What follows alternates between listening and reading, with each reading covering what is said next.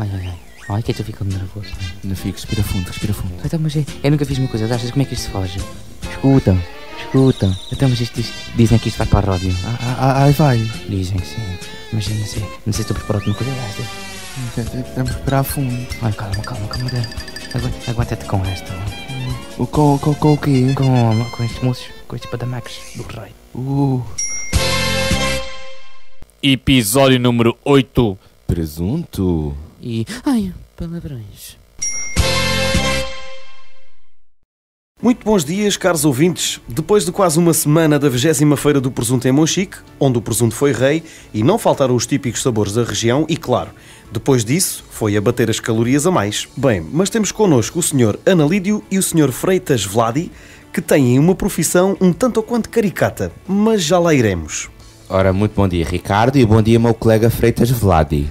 Bom dia aos dois ilustres colegas. Antes de irmos à vossa profissão, para que a fiquemos a conhecer, chegaram a ir a esta feira? Olha, por acaso sim, tenho a dizer que gostei bastante. Fez-me lembrar os ecopontos da minha terra por volta das 3 da manhã. Não creio que tenha percebido. Nem as pessoas lá em casa. Estava cheio a abarrotar, meu caro. Bonita metáfora por você usada. Eu por acaso também estive presente, mas cheguei já o concerto tinha terminado. Ainda havia tempo de conseguir beber um café num copo de Imperial que um senhor me disponibilizou. Assim sempre podia dizer que era um licor de café para me inserir no grupo de jovens ávidos por álcool, sem colocar em risco, claro está, a minha carta de condução. Fez o senhor muito bem. Hoje em dia é importante o saber beber com moderação. Chegaram a provar as iguarias típicas de Monchique? Olha, por acaso sim. Demorei 3 horas para conseguir a bela de uma sanda de presunto muito bem servida, por acaso. 3 horas? Eu sou, como bom português, onde haja uma fila enorme, eu estou lá. Neste caso a fila não era a correta, era para a casa de banho. Tu e esses fetiches por coisas desse género.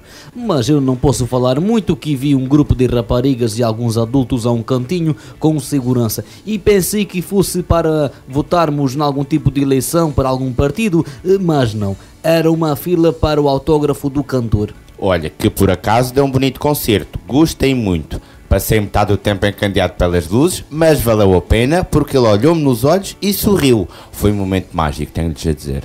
Sim, é verdade, o Diogo é dono de uma boa voz. É prova de que o nacional é bom. E ele é reconhecido, tanto cá dentro como internacionalmente. Ora, vamos lá ver. Também não podemos dizer que é internacional. Ele apenas foi a uma cidade francesa dar um concerto e depois foi à Espanha. Tendo em conta que os estrangeiros consideram a Península Ibérica o mesmo país, não pode contar. Assim eu também poderia dizer que era internacional, porque já estive com uma polaca, 3 cabo-verdianas e uma canadiana. O seu argumento não deixa de ser válido, mas agora mais a sério. Qual é a profissão de vocês dois? Nós somos corretores automáticos. Como? Não percebi. Nós padecemos de uma doença que se chama Síndrome do Pedantismo Gramatical. Eu explico antes que mostre ainda mais a sua ignorância, Ricardo. É um síndrome que faz uma pessoa corrigir outra quando o seu português, no nosso caso, não é o correto. Não conhecia, mas estamos sempre a aprender coisas novas todos os dias. Mas como é que isso se manifestou nas vossas vidas? Olha, em mim foi uma simples ida a uma feira desse género, de Monchique, mas na minha terra. Uma senhora estava a vender pães a outra senhora. Até aí tudo bem, mas não é que a senhora disse pães em vez do termo correto? Aquilo deu uma porrada no peito. Tive logo que corrigir a senhora que me expulsou de lá com um cacete numa mão e um pão de forma na outra. Olha, foi assustador. Nunca mais a minha vida foi a mesma. Compreendo. É de veras arrepiante passar uma experiência desse género. Então e o Sr. Freitas? A minha foi durante um assalto. Um assalto? Eu estava a levantar dinheiro de uma daquelas caixas automáticas quando o humilhante decide interpelar-me para me furtar os bens. Mas o seu português era tão ruim, mais ruim que o meu que sou russo, que eu não me contive e tive que corrigir cada palavra que ele dizia.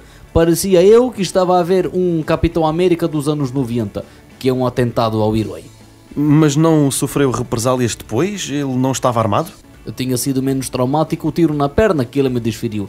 Mas se não fosse ele, não tinha conhecido a minha mulher, Maria, por isso até poderia ter sido pior. A sua Maria é enfermeira? Não, foi a senhora que trabalhava na funerária. Veio perguntar se precisava de ajuda e se estava tudo bem. Ah, são os abutres esses, quase tão rápidos a chegar ao local como certas e determinadas agências de comunicação social. Bem, depois desta história traumática, vamos para um curto intervalo. Não saiam daí, que já voltamos depois desta excelente música. Estamos de volta com os nossos convidados de há pouco, o Sr. Analídio e o Sr. Freitas. Digam-nos como tem sido a vossa vida depois desta descoberta. Olha, tudo seria perfeitamente normal se em certos anúncios para a venda de veículos ou adoção de animais não houvesse tanto erro ortográfico. Eu já passei a andar com uma caneta de acetato para escrever no vidro, corrigindo assim esses erros. Dói tanto como quando éramos pequenos e ficávamos de castigo. É horrível. Sim, isso por vezes é recorrente. Algumas pessoas escrevem consoante dizem as coisas. Na volta, é uma espécie de marketing caseiro da parte deles. Olha, você não me venha com essas piadas que não têm graça nenhuma. Se você passasse pelo mesmo que nós, não iria gozar. Se por acaso eu lhe batesse quando saísse, acaso ia contar para publicidade para o bullying? Ou para o ingresso numa escola de autodefesa? Pois, bem me pareceu. Desculpe lá que não era a minha intenção ofender. Não vale a pena chorar em cima de leite derramado. Se quiser saber sobre a minha vida, até é bastante normal. Por vezes tenho um ou outro episódio caricato que me causa alguns transtornos. Por exemplo, uma vez estava um casal a discutir num café, até aí tudo minimamente normal.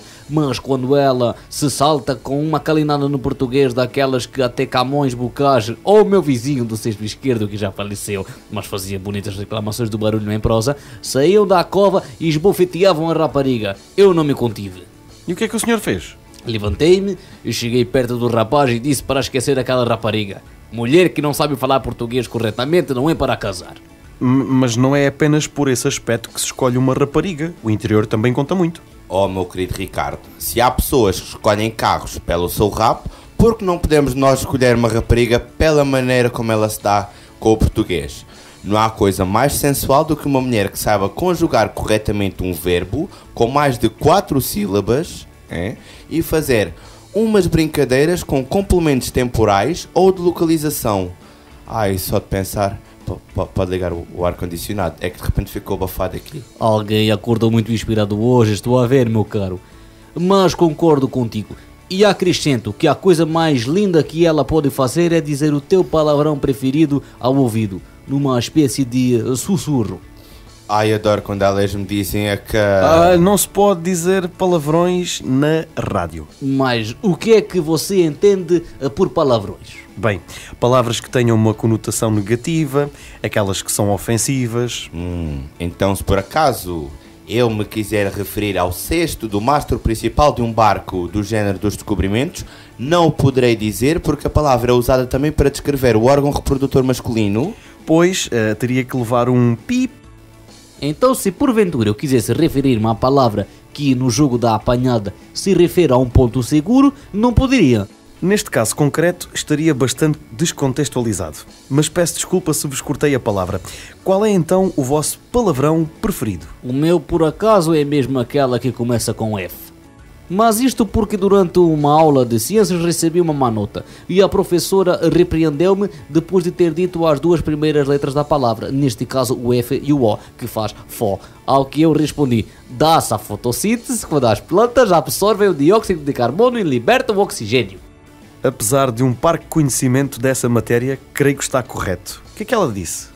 Olha, subi uma nota porque eu não tinha respondido a essa questão, porque não me lembrava, e naquele momento tive de improvisar. Mas olha, gostei dessa expressão, parco conhecimento. Talvez use essa expressão no livro que estou a escrever, Solteiro e Bom Rapaz, porque elas não sabem português decente. Será um romance ao nível de Josefino. Eu fiz os trabalhos de casa, não quis ficar atrás de vocês. Mas desculpe lá, Josefino? Não conheço. É o nome do meu vizinho que lhe falhei. Decidimos juntar todas as reclamações que ele fizera, encadernamos e até queimamos as páginas à volta. Mas depois o sistema de fumo disparou e então desistimos da ideia. Muito bem, Sr. Freitas.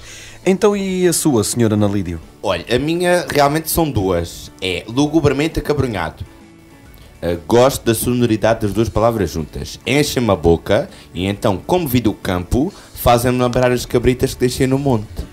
Mas o que é que quer dizer essa expressão? Triste e cansado. É uma expressão que faz parte do léxico do nosso 7º Presidente da Primeira República, Manuel Teixeira Gomes. Sempre a aprender. Por acaso, é sempre importante não esquecer estas palavras que caem em desuso. Eu não acredito. E está tudo bem, eu estava aí a falar e a mexer no telemóvel e ficou assim para o branco. Estava a ver aqui uma coisa aqui no Facebook. Então não é que assaltaram uma barraquinha da prima de uma tia de um primo do meu vizinho em plena zona ribeirinha? Esses vândalos. Mas essa zona não é patrulhada durante a noite? Pelos vistos, não. Pensava que era o Zé Café que andava por lá a patrulhar a zona. Mas ele sozinho ele não consegue cobrir a zona toda. Sabe o que faria se apanhasse esses larápios? Era amarrá-los a uma escravaninha. Onde é que eu já ouvi isto? Mas continuo. Depois disso, era obrigar os meninos a ouvirem cantores como Zé Cabra, Fani, Bernardina e ainda aquela loira, a Maria Leal. Meu Deus, tu não brincas em serviço. Mas acrescento mais. Para além disso, deveriam ser obrigados a escrever uma dissertação de 15 páginas sobre os malefícios das más músicas no desenvolvimento cognitivo das crianças e como isso se mostra na ortografia e de maneira a falar de cada um. Eu penso que isso seria um castigo demasiado pesado para ele. Mas sim, acredito que deveriam existir mais segurança nessas zonas. Quem fala dessas barraquinhas, fala também de um transeunte que possa ser assaltado durante um passeio noturno, por exemplo. Eu acredito que fosse demasiado para ele, mas se aguenta o peso da culpa, o castigo seria apenas um pequeno mimo para esse sujeito aprender a não prejudicar o trabalho de pessoas honestas. E são com essas palavras que nos despedimos. Desculpa interromper, mas sempre quis dizer esta piada. Ainda temos uns segundos, podemos deixar para a sua piada. Então cá vai. Sabe como me chamaria se fosse uma minhoca? Como? Anelídio! Com essa lembrei-me de uma também. Sabes o que diz uma reta que está na casa de banho? Não? O que é que diz? Tangente. Bem, estes foram os nossos convidados de hoje num programa mais ligado à valorização de uma parte do nosso património, a língua portuguesa. Fiquem com os anúncios publicitários e tenham uma excelente manhã connosco. Ficou bem? Mas é uma coisa também, dentro do que estes moços fazem, também não se consegue muito melhor, não é? Olha, ainda bem que o grupo de teatro amador do CIRM disponibilizou estes dois moços para virem para aqui dizer qualquer coisa. Epá, logo aqueles dois. Não tinham ninguém melhor para mandar ir para lá, fogo. Até na vez que eles têm não é de estimação para cuidar, eu só tenho um peixinho de aquário e ele fica lá a nadar. Pois é só vir mesmo aqui por causa da comida. Depois eu disse que havia rissóis de camarão. Já que ainda não os vi. Eu também não gosto muito de só Se vir calhar, se isto tivesse sucesso, pode ser que um gajo como um rissol no fundo. Ou 2. Ou 4. Ou ser guloso.